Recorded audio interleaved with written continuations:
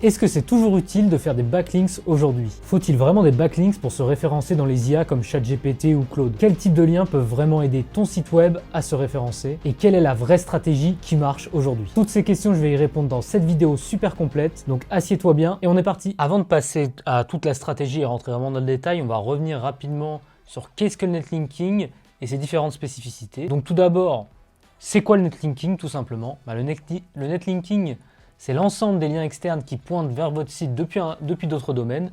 Donc par exemple, si j'ai un lien qui vient de Wikipédia et qui parle de mon site, c'est un backlink.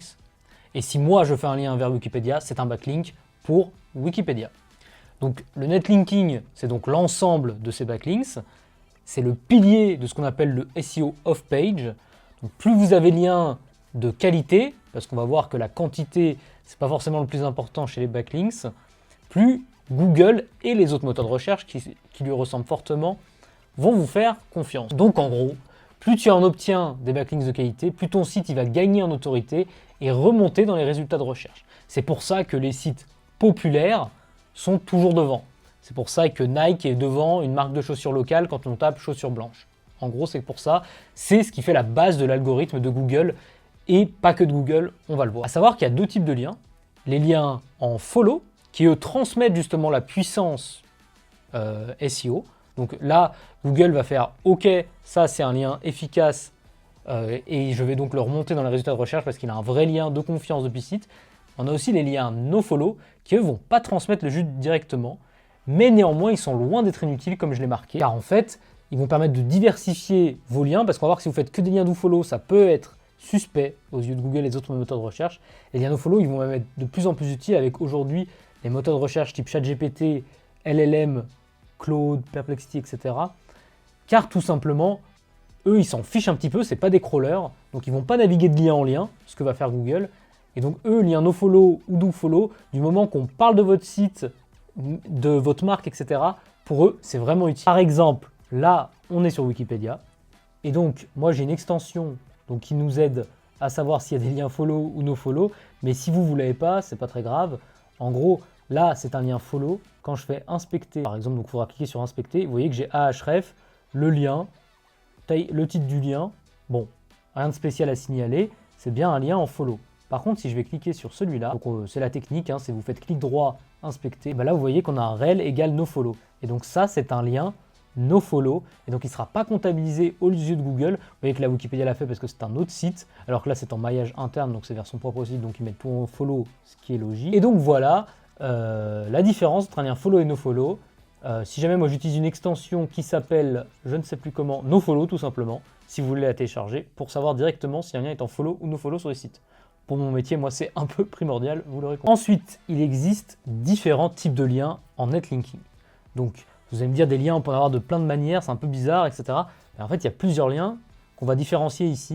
Donc tout d'abord, vous avez ce qu'on appelle les liens profils. Tout simplement, si par exemple vous créez le profil LinkedIn de votre entreprise, vous allez pouvoir mettre un lien à votre site web, ce qu'on appelle un lien profil. Donc c'est assez intéressant d'en avoir, il faut le faire naturellement. On a aussi quelques petites techniques pour en avoir différemment. Vous allez aussi avoir des liens profil dans des annuaires type page jaune, par exemple sur votre page, des pages jaunes. On peut appeler ça un lien profil, effectivement. Et souvent, c'est dans la bio. Vous voyez, par exemple, vous êtes sur Instagram, dans votre bio, il va y avoir un lien profil donc, de votre entreprise. Ces liens, ils sont loin d'être inutiles, même si souvent, ils sont en nofollow. Tout simplement, ils viennent crédibiliser un petit peu votre marque et dire, OK, cette marque est présente sur les réseaux sociaux.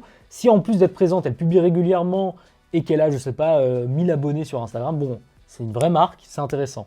Vous voyez que ça joue aussi en SEO, donc c'est des liens qu'il ne faut surtout pas négliger. Au-delà de ça aussi, il faut des liens qu'on appelle naturels, et les liens profils sont souvent considérés comme des liens naturels aux yeux de Google et des autres moteurs de recherche. Ensuite, on a ce qu'on appelle les articles invités. Donc là, c'est tout simplement des articles qui vont parler d'un sujet, qui vont faire un lien vers votre site, soit en mentionnant votre marque, soit en ne pas le mentionnant. Donc des articles sur Internet, je ne sais pas, vous avez un article sur Le Point qui parle de votre marque, bon bah c'est un article invité. Vous allez avoir justement des liens médias qui sont un peu similaires. On les différencie car les liens médias, justement, sur des sites comme Le Point, c'est plus des liens médias, parce que c'est des très gros sites avec une énorme autorité et qui ont une grosse crédibilité aux yeux de Google et des IA, car c'est des sites qui sont jugés comme fiables. À tort ou à raison, on ne sait pas, mais c'est vraiment des sites qui sont boostés, parce que c'est des vrais sites d'actu avec des sources plus vérifiées que sur les autres sites, on va pas se mentir, quand même.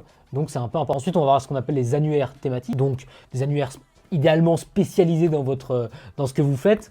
Donc sur chaque thématique, vous allez avoir des annuaires qui vont lister les meilleurs plombiers, les meilleurs, etc. Ça, c'est vraiment des liens super importants pour Google, mais aussi pour les IA, très importants. Par exemple, sur les pages jaunes, si vous allez être référencé peut-être dans les meilleurs plombiers à Villeneuve-d'Ascq, je dis n'importe quoi, ben vous allez peut-être être 20 plombiers à Villeneuve-d'Ascq, il faut absolument être dedans pour être mentionné, que ce soit par Google ou les IA. Donc très important. Ensuite, on a ce qu'on appelle le ninja linking. Donc là, ça va être placer des liens là où vous n'êtes pas censé le placer, donc c'est des techniques un peu plus avancées, comme par exemple dans des commentaires de blog, même si aujourd'hui c'est de moins en moins important, on va pas se mentir. Déjà, quasiment tout est en nofollow et Google n'aime pas trop, parce que ça fait vite spam. Et ensuite, on va avoir également dans des forums, vous allez pouvoir, au cours d'une discussion, placer votre lien. C'est des techniques qui sont un peu plus avancées. Il faudra faire attention pour ne pas se faire avoir par la modération. Mais néanmoins, c'est des techniques qui marchent et qui peuvent vous permettre d'avoir des liens. Et aussi, c'est des liens qui vont coûter 0 €. Donc peut-être plus compliqué à mettre en place, mais ça coûte 0. Donc voilà, à utiliser à parcimonie pour éviter le spam. Enfin, on va avoir une dernière catégorie de liens que seuls les SEO connaissent, entre guillemets, c'est les PBN. Donc là, en fait, ça va être des sites qui vont avoir comme unique objectif de faire des liens vers le site principal. Donc ça, c'est une technique avancée qu'il faut faire uniquement quand on est spécialisé dans le domaine, parce que si vous faites un peu n'importe quoi, vous allez être complètement pénalisé par Google qui va vous voir tout de suite. Donc, il faut faire attention avec ce genre de technique qui peut se révéler très utile, mais néanmoins, c'est quand même pas extraordinaire si on ne sait pas le faire. Voilà, donc ça, c'est des techniques réservées déjà aux gens qui ont soit des gros budgets, soit vraiment, c'est des sites qui vont leur apporter beaucoup d'argent, et c'est réservé aux niches très concurrentielles qu'on va préconiser ce genre de choses, mais on commence rarement par là. Et du coup, maintenant qu'on a dit tout ça, c'est bien, mais concrètement, comment on fait pour avoir des backlinks? Parce que alors oui, vous allez peut-être avoir un jour le journal local qui va parler de votre entreprise, ou vous allez avoir un petit lien parce que vous êtes un e-commerce et qu'un site un peu douteux a fait des liens vers les meilleurs e-commerce dans une thématique très précise et vous êtes dedans. Mais c'est pas la meilleure technique, justement, on va le voir. Justement, ce que je viens de vous dire, c'est ce qu'on appelle créer des ressources. C'est-à-dire que vous allez, soit vous êtes juste connu et on va parler de vous dans un petit journal, par exemple, soit vous allez produire des études, des infographies, des guides très complets avec l'objectif d'être repris par d'autres médias. Donc ça va marcher, vous allez avoir des backlinks, mais néanmoins ça va être très long, très long. Et niveau rapport temps passé, résultat, ça va clairement pas être la meilleure technique. Une autre technique qu'on va avoir, c'est tout simplement de faire de l'outreach par email. Donc vous allez directement contacter des blogs dans votre thématique précise ou d'autres sites et leur proposer soit de vous rédiger un article que vous publierez sur leur site, certains vont accepter, d'autres pas, ou alors juste simplement faire un échange de liens. Si par exemple vous êtes, je ne sais pas, un plombier assez réputé, on va reprendre cet exemple, et qu'un site spécialisé dans ce qui est de l'aménagement d'intérieur, vous allez lui proposer un échange de liens, et vous dites, vous faites un lien vers mon site de plomberie, et moi, en échange, je fais un lien en disant que je fais un article, et dans mon article, je mets un lien vers votre site qui est un blog, en gros, et les deux, on se pousse, et voilà. Une autre technique, du coup, comme je vous disais, ça va être de créer son propre PBN, donc vous allez créer des dizaines de sites, ça peut être 3, 4, 30, 100, 400, autour de votre site principal, qui va vous permettre d'avoir des liens que vous seul aurez. C'est ça le grand avantage. Les autres ne pourront pas aller acheter ces liens-là ou démarcher les gens qui vous les ont faits. Donc ça va être une très bonne technique. Néanmoins, si vous n'êtes pas professionnel, vous risquez de faire un peu n'importe quoi et c'est pour ça que je vous la déconseille si vous n'êtes pas un professionnel du SEO. La dernière technique, et c'est celle qui est la plus simple, c'est pour ça qu'elle marche si bien, c'est d'acheter des liens depuis des plateformes ou directement en direct via l'outreach email. Souvent, les gens vont vous dire... Donc, on va aller voir ensemble les plateformes que je vous recommande. Donc là, je vous les ai listées si ça vous intéresse. Et on va aller les voir ensemble directement. Donc, je vais vous présenter deux plateformes. Je ne suis absolument pas sponsorisé par ces plateformes pour vous en parler. C'est juste celles que j'utilise régulièrement quand j'achète des liens. Donc voilà. Vous trouverez les liens en description. D'ailleurs, je vais vous faire plein de liens en description pour les outils ou toutes les plateformes dont on va parler si jamais ça vous intéresse. Donc la première dont on va parler, c'est Ireféraire, tout simplement, qui est ici. Pour trouver un site, c'est tout simple, vous vous connectez, vous créez votre compte et vous allez aller dans achat rapide puis trouver un site. Et là, vous pourrez rentrer différentes catégories. Donc on va dire par exemple que moi je suis une entreprise, un cabinet en gestion de patrimoine. Donc vous voyez, je mets finance par exemple, je peux mettre immobilier, doit y avoir. Et là, je vais pouvoir rentrer différentes thématiques. Donc on va dire que je veux un lien à 80 € max. Je veux un lien en français, en France. Ensuite, il va y avoir d'autres trucs qu'on peut rentrer. On ira voir après ce qui fait un bon site à acheter en netlinking. Donc par exemple, on va dire qu'on veut qu'il soit positionné sur 500 mots-clés et qu'il fasse 1000 de trafic minute. Je vais appliquer les filtres et là vous allez voir que la liste, bon là il y en avait beaucoup, il y a quasiment 80 000 sites, on va fortement la réduire, vous voyez 321. Et là ça y est, on va pouvoir aller voir tous ces sites qui proposent des liens, vous voyez à différents prix. Ça peut être 10 € comme ça peut être 5000, ça va dépendre. Et donc là vous voyez par exemple, ça c'est un site clairement qui vend des liens. Donc après chacun aura son avis sur ce genre de site et ce qui pousse ou pas. Donc voilà, ce genre de site ça va être assez facile de faire. Par exemple, sur Semjuice, ça se présente un petit peu différemment, qui est une autre plateforme. Là, c'est si vraiment vous y connaissez rien, c'est très avantageux, car vous allez tout simplement pouvoir créer des campagnes et tout simplement mettre différents sites selon leur jus. J'en profite 5 petites secondes si jamais, moi c'est Anthony, je suis le cofondateur de l'agence Zesto que vous voyez ici. Et donc nous, on est une agence spécialisée en SEO et sur Google Ads. Donc si ça vous intéresse, vous trouverez un lien directement en description pour nous contacter, mais également une formation 100% gratuite qui vous permettra de vous-même faire du SEO si vous ne souhaitez pas payer pour être accompagné, ce qui sera évidemment le cas avec nous. Donc n'hésitez pas à nous contacter en cliquant sur les liens en description ou à rejoindre notre formation. Maintenant qu'on a vu les différentes techniques pour avoir des liens, en fait c'est quoi un bon site pour faire des backlinks? En gros, il y a plusieurs choses à regarder et on va en parler juste ici. La première chose, c'est l'autorité de domaine. Donc pour qu'un site soit puissant, il est censé avoir ce qu'on appelle une bonne autorité. Donc pour ça, on a des outils qui existent, comme SEMrush ou Majestic, qu'on va juste aller voir après, qui donnent des scores. Et normalement, plus le score est élevé, plus le lien transmis est puissant, en tout cas selon les algorithmes de ces outils, de ces sites. Mais néanmoins, il va falloir faire attention aux manipulations, car on va le voir, il y a des fois des petits problèmes, des petits mythos.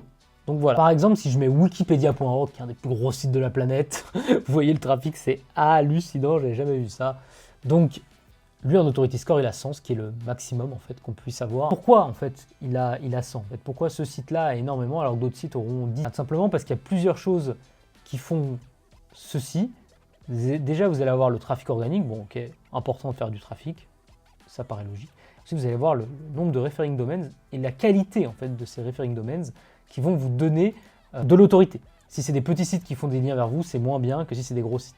Par exemple, on peut trier par ce qu'on appelle l'authority score sur SEMrush, qui est cet indicateur. Vous voyez que par exemple, adobe.com, un petit site, vous vous en doutez bien, fait un lien vers Wikipédia. Canva.com, qui n'est pas un petit site, fait un lien vers Wikipédia. Booking.com, qui n'est pas un petit site, fait un lien vers Wikipédia. Dailymotion, eBay, bref, tous les énormes sites font des liens vers Wikipédia, ce qui fait que c'est un énorme site. En gros, c'est comme ça que ça marche. Donc là, vous voyez que si on va sur wikipedia.org, il a un nombre de domaines référents complètement fou et des stats de TF et de CF, on va en reparler après de ces stats, extraordinaires.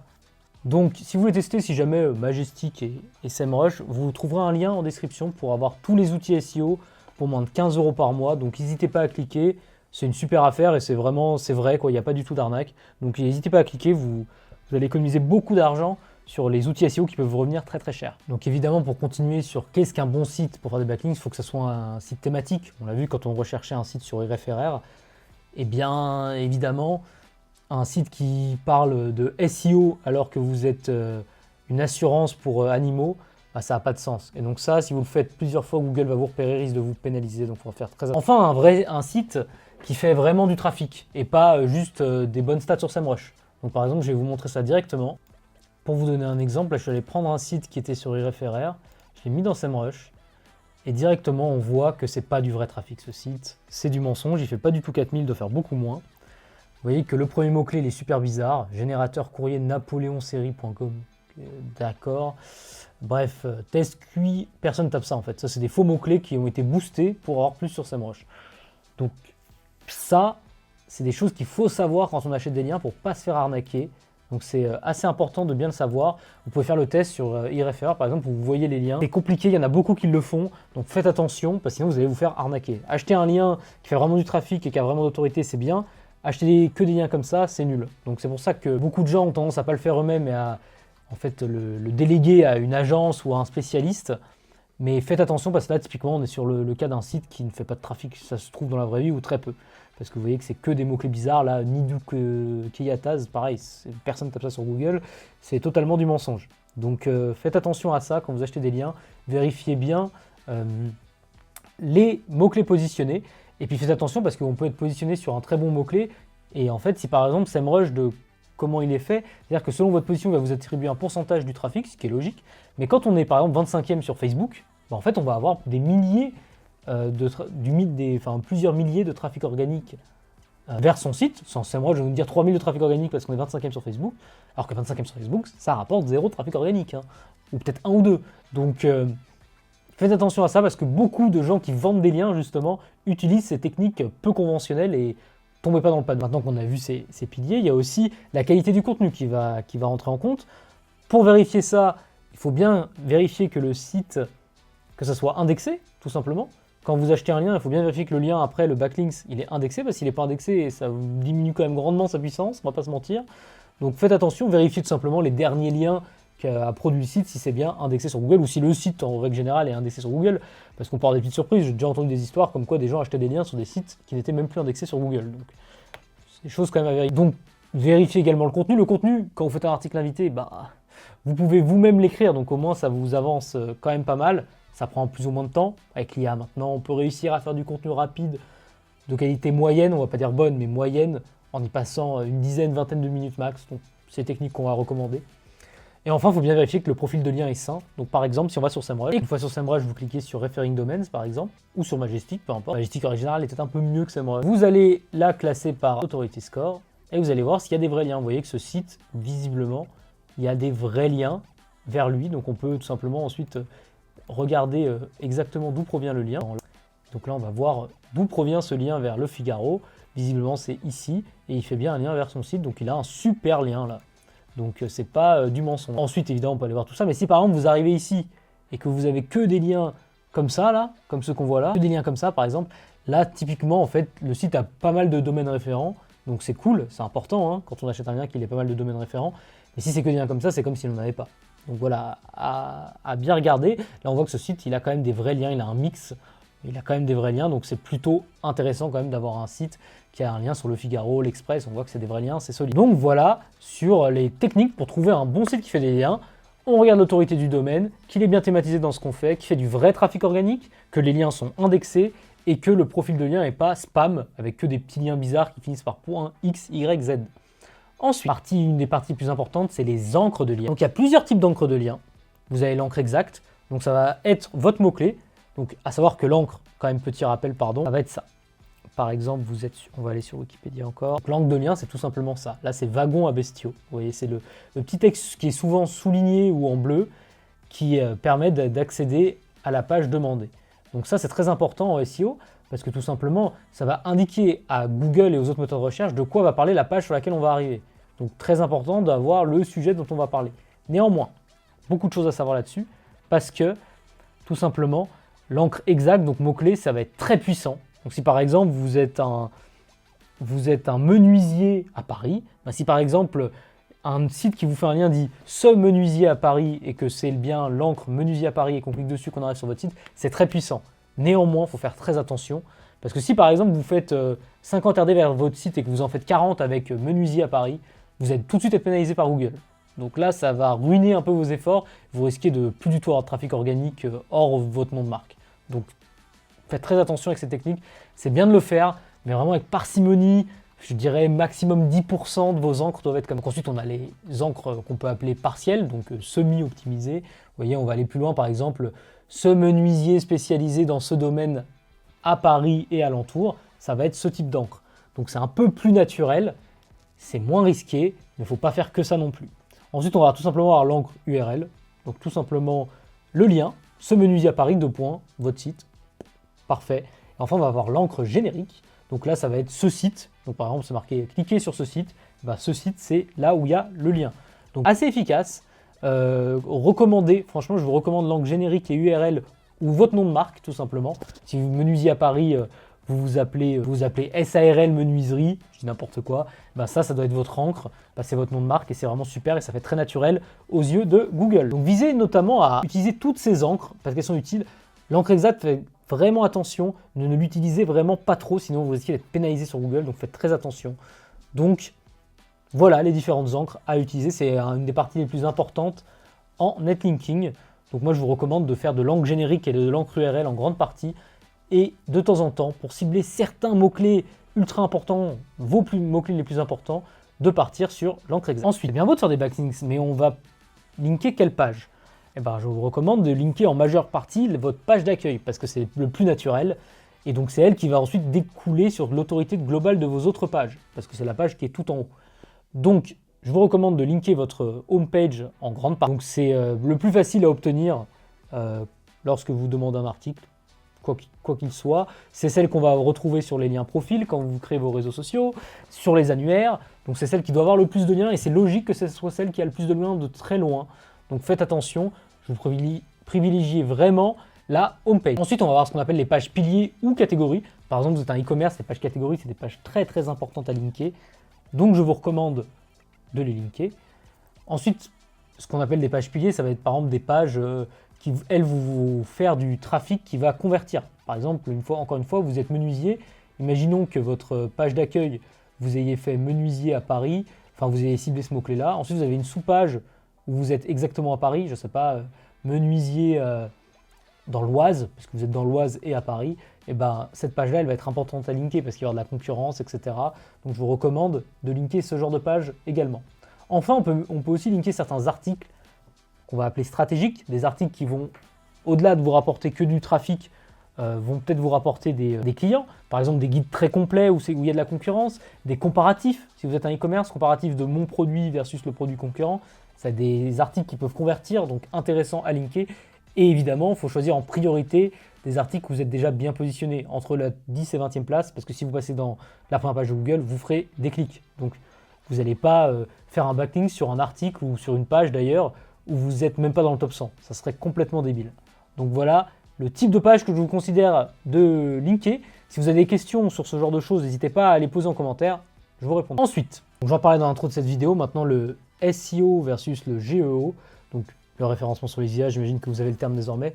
Donc pourquoi on en parle? Parce que beaucoup de gens vont nous dire que les backlinks n'ont plus d'utilité en SEO, etc. C'est complètement faux. Vous pouvez ranker sans backlinks, hein, c'est totalement possible, évidemment, on va pas se mentir. Mais sur les thématiques très concurrentielles ou pour aller plus vite, les backlinks c'est super utile. Et donc tout le monde en fait. Donc le SEO classique, pour résumer, c'est le référencement traditionnel optimisé pour les moteurs de recherche avec des crawlers, donc comme Google ou Edge, etc. Et les backlinks, ils y jouent un rôle central parce qu'en fait, ils se baladent de lien en lien. Les crawlers de ces réseaux, donc les petits robots de Google par exemple. Et donc chaque lien qui vient d'un autre site, pour Google, c'est un signe de confiance. Ok, ce site-là, il a plein de liens qui pointent vers lui, c'est cool. En plus d'avoir plein de liens, j'ai regardé les liens qui viennent vers son site, ça vient de sites de confiance, donc là, je le booste. Ensuite, on a le GEO, lui, ça va être l'optimisation pour ChatGPT, Gemini, Perplexity, Claude. Donc, comment fonctionne le GEO? On va pas passer 30 minutes là-dessus, mais le GEO va beaucoup se baser sur Google, on va pas se mentir. En fait, il va souvent diviser votre recherche en plein de petites recherches sur Google ou un moteur de recherche interne qui fonctionne un peu comme Google, et il va vous donner votre réponse. C'est pour ça que la plupart du temps, les sites qui sont bien en SEO sont très forts en GEO aussi. C'est pour ça que quand on vend une presta GEO, nous par exemple, on fait du SEO. On fait du GEO, il y a des choses spécifiques à faire, mais on fait aussi beaucoup de SEO, parce que c'est le plus important en fait, c'est le critère numéro 1. Donc voilà. Néanmoins, il y a une différence que je vous ai mis en exergue juste en dessous. C'est les backlinks qui comptent en SEO contre les citations plutôt en GEO. Donc à la manière de Google, les citations, quand ça sort Wikipédia, qu'on parle de vous dans un forum spécialisé, c'est plus que dans un petit article qu'on a acheté à 5 € sur iRefr, forcément. Mais la différence, ça va être qu'en fait on parle de votre marque, ça va être utile. C'est-à-dire qu'on n'a pas forcément besoin de backlinks en GEO. S'il y en a plein d'articles sur des gros sites qui parlent de votre site à vous, de votre marque, sans forcément qu'il y ait des liens, un lien cliquable comme sur Google, et ben ça sert pas à rien. Et à l'inverse, en SEO, on va vouloir le lien, mais on s'en fiche que ça parle vraiment de notre marque, même si c'est plus ou moins vrai aujourd'hui, ça a changé. C'est ça la différence donc entre les deux. Mais néanmoins, si vous faites des backlinks de manière intelligente, parlez de votre marque en fait dans l'article tout simplement, et ben déjà ça va avoir plus d'impact. C'est pour ça que les encres marques, c'est assez important, et moi j'ai tendance à les privilégier quand j'accompagne les clients, parce que c'est aujourd'hui important et ça va bénéficier à la fois aux SEO sur Google, qui est quand même utilisé par une énorme majorité des gens pour l'instant. Tout le monde n'est pas sur ChatGPT, je vous le garantis. Et aussi dans ces moteurs de recherche LLM qui ont de plus en plus la cote, on va pas se mentir. Donc voilà pour ces différences.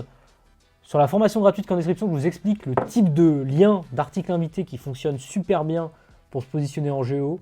Donc n'hésitez pas à aller faire un tour parce que je vous explique le type de lien à faire. C'est les liens que je fais tout le temps. Bon, pour finir cette vidéo, on va parler de moi, la stratégie que j'utilise et les outils pour les clients et mes sites. Donc tout simplement déjà la cadence. En fait, ce qui est important, c'est pas forcément de faire 100 liens par mois, 5 liens par mois, on s'en fiche un peu, même si c'est important, c'est d'être régulier. En fait, faites pas 100 liens, puis vous arrêtez le SEO pendant 6 mois, puis vous recommencez. C'est le meilleur signal pour montrer à Google que tout simplement, vous essayez de manipuler son algorithme et de vous faire pénaliser. Achetez plutôt quelques liens.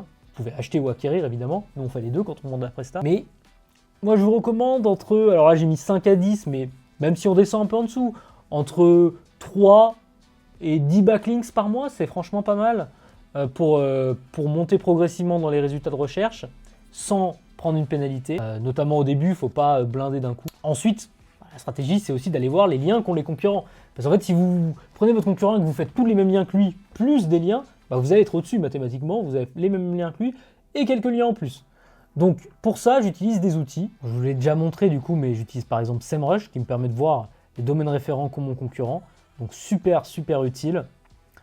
Tout simplement, vous espionnez, vous pouvez le faire également sur Majestic. Donc Majestic ou SEMrush, vous allez prendre tous les domaines concurrents de votre concurrent, vous les exportez, et ensuite vous regardez tout simplement s'il y a moyen de les contacter pour avoir des liens, d'acheter des liens sur ces plateformes, souvent on peut, etc. Autre technique, on a un outil qui permet d'aller plus vite pour faire ça s'appelle Linkfinder, vous retrouverez également le lien en description. Et vous cliquez sur analyse concurrentielle par exemple, et là vous allez pouvoir prendre un de vos concurrents. Donc pour ça, on va prendre, j'ai pris un site au hasard sur eReferrer, on va cliquer sur plus et trouver des liens. Voilà, là on arrive à tous les liens que l'outil Linkfinder a trouvé qu'on peut acheter. Donc la méthode, ce que je vous expliquais, qui est la plus simple pour aller vite vers des liens. Donc c'est un site au hasard sur eReferrer, je ne connais pas. Donc là, vous allez trouver tout simplement là où il les a achetés et là où il y a le meilleur prix. Parce que tous les sites, en fait, il y a plusieurs plateformes, je vous en ai montré 2, mais il y en a peut-être 15, bon, peut-être même plus. Et vous allez pouvoir voir où est-ce qu'il est le moins cher. Donc ça va aussi vous faire économiser quelques euros. Donc n'hésitez pas à cliquer sur le lien en description. Vous verrez, c'est vraiment un outil sympa. Donc là, on va voir tous les liens que l'outil a trouvés. Donc sur ces 382 backlinks, il a trouvé 193 qui sont possibles à acheter, donc beaucoup, vous voyez. Et donc en gros, vous faites tous ces liens, bon, il y en a beaucoup quand même, vous les prenez tous, et vous allez tout simplement pouvoir, grâce à ça, faire les mêmes liens que lui en un clic. Donc par exemple, si je veux acheter, après évidemment à voir s'il a des liens pourris, vous ne copiez pas les liens pourris. Par exemple, lui on voit qu'il a un peu de trafic, etc. Comme je vous l'ai dit tout à l'heure, il faudra aller plus loin pour vérifier, on ne va pas le refaire. Je vais tout simplement cliquer ici, et ça va m'amener sur la plateforme pour acheter mon lien. Donc là, qui est Linkavista. Donc là, je peux le commander en un clic. Donc un outil qui va vraiment vous faire gagner du temps et de l'argent. Donc n'hésitez pas à aller voir un petit coup d'œil. Donc voilà pour cet outil que j'utilise énormément pour ça, pour aller copier tout simplement la stratégie des concurrents et même gagner un peu d'argent. Vous voyez qu'il me met tout de suite là où c'est le moins cher sur la plateforme. Donc créez-vous des liens. Il faudra vous créer des profils sur toutes les plateformes évidemment. Mais vous voyez que là, il y a des grosses différences de prix sur certaines plateformes. Vous voyez 755, 250. Là, on a 56, 200. Enfin, vous voyez, il y a des gros écarts. Donc, le prix d'outil est très vite remboursé si vous en faites. Donc, je vous ai montré à l'instant comment espionner vos concurrents. On peut utiliser Ahrefs, SEMrush, Linkfinder. Vous voyez, je trouve que c'est vraiment pas mal. Mais un combo Majestic, SEMrush, Linkfinder, ça fait vraiment le travail pour espionner complètement vos concurrents. Enfin, moi, mon conseil, il est perso là. C'est de commencer par du guest posting. Donc, vous mixez les liens que vous avez fait naturellement, vous êtes sûrement sur les pages jaunes si vous êtes une entreprise, vous avez sûrement des profils réseaux sociaux si vous êtes un e-commerce, etc. Allez utiliser ces liens, c'est super, et ajoutez progressivement des liens vers des annuaires, mais aussi vers du guest posting, parce qu'en fait c'est très facile et ça va très vite. En fait le rapport qualité-temps passé est vraiment très bon, donc achetez des liens au début peut-être pas trop cher, puis après vous pouvez monter, plutôt qu'acheter des gros liens médias qui vont coûter, je vais vous montrer combien ils vont coûter les gros liens médias, mais c'est un prix assez fou en fait. Donc par exemple, donc voilà, on est sur le site de Monde, on va voir tout de suite combien coûte un article, vous allez voir, car on peut l'acheter si vous ne saviez pas. Hop, vous voyez, les prix sont hallucinants. Donc voilà, si vous voulez mettre 15 000 balles sur ce genre de choses, n'hésitez pas. Mais au début, je vous le déconseille. Il faudra quand même que votre SEO vous rapporte beaucoup d'argent pour commencer à mettre 12 000 € sur le Monde. Après, évidemment, on n'est plus vraiment que sur du netlinking, là on est aussi sur du RP, donc à vous de voir. Et donc enfin, l'idéal évidemment, c'est de diversifier les sources. C'est bien beau tout ce que je vous ai dit, mais de faire des articles invités, des annuaires, des liens profils, éventuellement des liens médias si vous êtes prêt à mettre beaucoup d'argent, et même des partenariats, éventuellement un PBN si vous l'avez, mais on n'est peut-être pas jusque là. En fait, ça vous donnera un profil naturel aux yeux de Google, parce que Google, s'il voit que vous avez qu'un type de lien, il va se dire bizarre, il achète que des liens sur... il a que des liens sur des sites qui font que des articles, comme les sites qu'on a notamment quand on achète des liens. C'est un peu bizarre. Donc acheter des liens, c'est une bonne technique, mais aussi mettez-vous sur des annuaires spécialisés. et utilisez les liens profils, notamment de vos réseaux sociaux, des liens par exemple de vos partenaires. Si vous êtes une vraie entreprise, vous avez sûrement des partenaires, des fournisseurs. Utilisez tous ces liens pour vous bâtir un profil de lien solide aux yeux de Google et des IA qui vous permettront en fait, vous, de passer devant vos concurrents à terme. Enfin, un dernier petit outil pour finir la vidéo que je voulais vous présenter qui lui est gratuit. Donc ça va sûrement vous intéresser, c'est un de Backlinks qui vous permet d'aller plus vite sur votre stratégie. Si par exemple vous voulez vous positionner sur Menuisier Paris, vous rentrez le nom de Menuisier Paris, lui il va aller rechercher et va vous dire combien de backlinks sont un peu vos concurrents. Donc comme on l'a montré, je vous le montre à la fin parce que c'est bien beau le nombre de concurrents, c'est cool, mais ce qui est quand même mieux, c'est la qualité des backlinks, parce que mieux vaut un lien sur Wikipédia que 50 liens sur des sites à 5 € sur les références. Encore une fois, je ne vais pas me répéter. C'est un mix entre de la qualité et de la quantité. Donc là, vous voyez que typiquement, il y a 44 liens qui pointent vers ce domaine. Donc il faudrait essayer d'avoir plus de 44 liens pour être dans la moyenne, vous voyez. Là, on voit d'ailleurs totalement la SERP, pardon. Et vous voyez que d'ailleurs, les liens pointant vers la page, donc la page qui, elle, se positionne, il n'y en a que 9. Donc vous voyez que là, cette niche, elle semble complètement attaquable. Bon, c'est souvent plus facile à dire qu'à faire, on va pas se mentir. Mais voilà. Vous voyez qu'il y a un gros écart parce que là on a par exemple travaux.com qui est un énorme site qui arrive dans le top 10. Donc voilà pour ce petit outil pour vous aider à faire votre stratégie qui est gratuit mais que je ne voulais pas vous présenter tout de suite pour pas vous induire dans la facilité. Donc voilà, j'espère que cette vidéo vous a plu, ce guide assez complet sur le netlinking. Si ça vous a plu, n'hésitez pas à laisser un like sur la vidéo et vous abonner à la chaîne, ça fera super plaisir. Et puis si vous voulez le faire par vous-même aller plus loin, vous avez une formation gratuite en description. Et si vous voulez que moi, je m'occupe de votre référencement, tout simplement parce que vous n'avez pas le temps de le faire et que vous êtes prêt à mettre un peu d'argent, contactez-moi, il y aura mon lien en description.